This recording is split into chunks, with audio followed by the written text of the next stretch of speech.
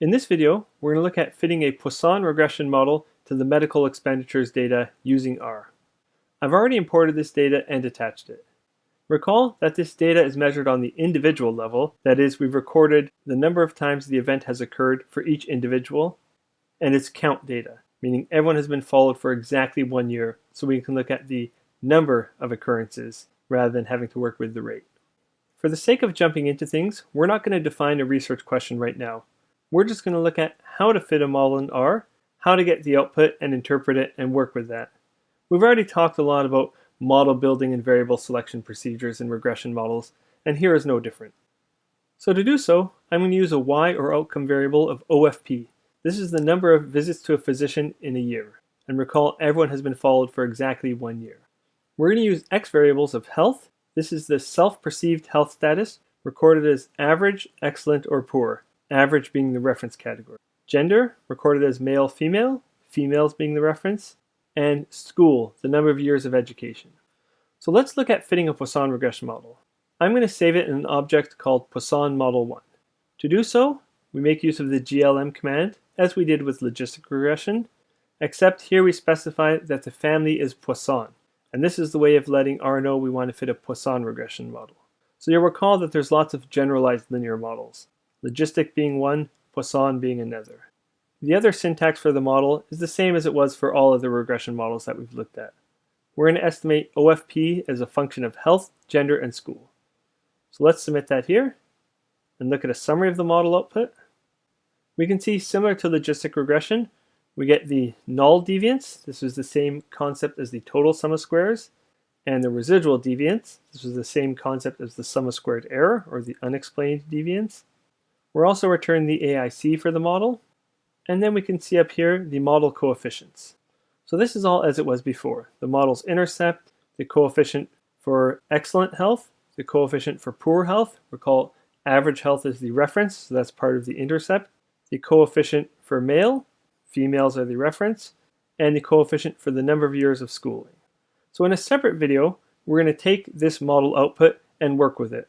We're going to calculate rate ratios from this model. We're going to learn how to use this model to make a prediction for what we'd estimate the number of visits to a physician would be in a year, given an individual's health status, gender, and years of schooling. Before doing that, I want to look at a few more things in R here. So first, just to recall, we can exponentiate the coefficients to get rate ratios. And in a separate video, I'll go over and explain why these exponentiated coefficients give us rate ratios. It's the exact same reasoning that it was for logistic regression, where we got odds ratios, but we'll go over that explanation again in a separate video.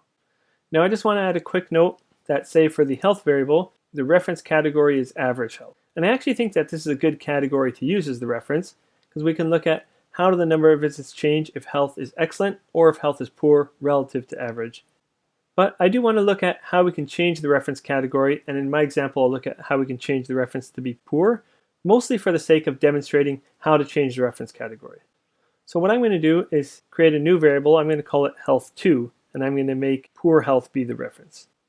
First, let's just take a look at the health variable, and we can see, if we look at a table, we can see that average is the first category, or what's going to be the reference. Now I'm going to create a second variable, health2. I'm going to re-level the health variable, and I'm going to make the reference be poor.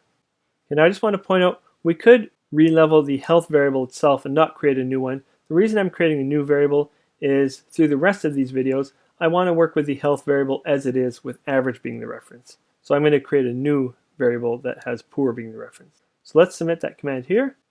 We can then look at a table of the health2 variable. We see for this variable, poor comes first, or poor is now the reference. So that looks like what we wanted. Now I just want to add a quick note before looking at a model, that there's other ways you can do this that are less proper ways to do it but still achieve your goal. So before reading the data into R, if you have it saved in, say, an Excel format, you can relabel the categories using a find and replace.